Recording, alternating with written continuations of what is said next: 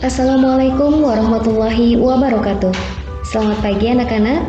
Kembali lagi di channel Ratna Julianti. Kali ini kita akan mempelajari tentang partikel penyusun benda mati dan makhluk hidup di materi bab ke-8 kelas 9. Nah, apa yang kamu ketahui tentang molekul? Tersusun apakah molekul itu? Apa yang dimaksud dengan atom? Apa saja partikel yang menyusun atom? Dan bagaimana perkembangan teori atom? Semua itu akan kita bahas di bab 8 ini, yaitu tentang partikel penyusun benda mati dan makhluk hidup.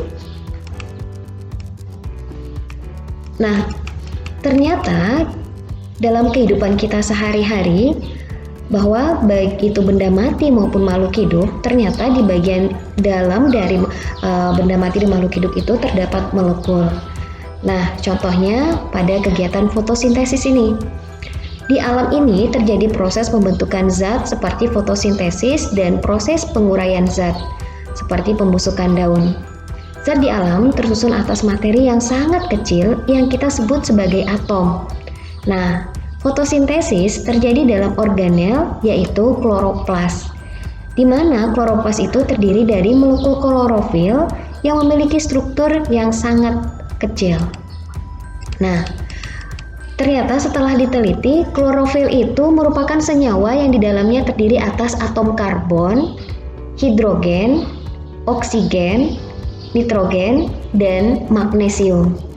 Nah, glukosa mempunyai atom-atom penyusun, yaitu ada kandungan hidrogennya, oksigen, dan karbon. Atom-atom penyusun glukosa sama seperti pada karbon dioksida, yaitu karbon dioksida dan air.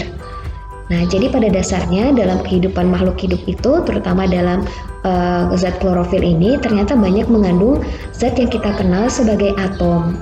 Nah, glukosa yang terbentuk dari hasil fotosintesis memiliki zat yang berbeda dari zat asalnya, yaitu karbon dioksida dan air. Glukosa berbentuk padat dan rasanya manis. Karbon dioksida berbentuk gas dan tidak berasa. Nah, air itu berbentuk cair dan tidak berasa.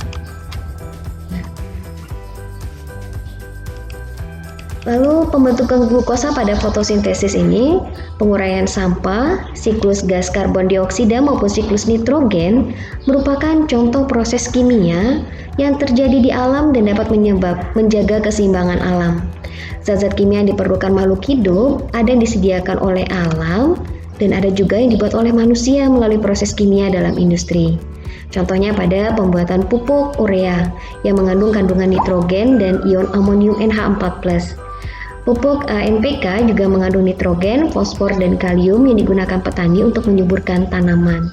Nah, bahan-bahan ini mengandung molekul, bahkan bagian yang paling kecil yang kita kenal sebagai atom. Nah, contohnya pada siklus nitrogen. Siklus nitrogen ini yaitu penguraian. Tubuh makhluk hidup juga tersusun atas miliaran atom-atom.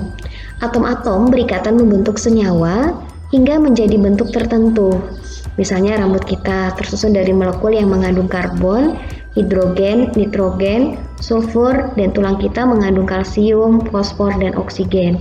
Jadi jelas sekali bahwa dalam tubuh makhluk hidup itu sendiri terdapat atom-atom atau molekul sebagai penyusunnya. Nah, kemudian amilum. Amilum disusun oleh molekul yang berantai panjang. Contoh amilum itu misalnya pada padi itu mengandung kandungan amilum. Nah, rantai panjang disusun oleh unit sederhana yang disebut sebagai glukosa. Antar molekul glukosa dihubungkan oleh oksigen dengan ikatan glikosida. Kalau kita lihat ikatannya seperti ini. Nah, ini adalah pada kentang. Ini dia mengandung kandungan selulosa. Sementara pada pensil juga mengandung kalau pada kentang itu mengandung amilum, sementara pada pensil dia mengandung kandungan selulosa. Nah, pada dasarnya kandungan bahannya ini sama, yaitu mengandung karbon, hidrogen, oksigen. Nah, sementara pada selulosa juga kandungannya sama, cuma yang berbeda adalah susunan atau rangkaiannya. Nah, Kalau kita lihat bisa ini ada yang disebut sebagai ikatan glikosida. Nah, pada selulosa juga memiliki ikatan glikosida yang berbeda pada strukturnya ini.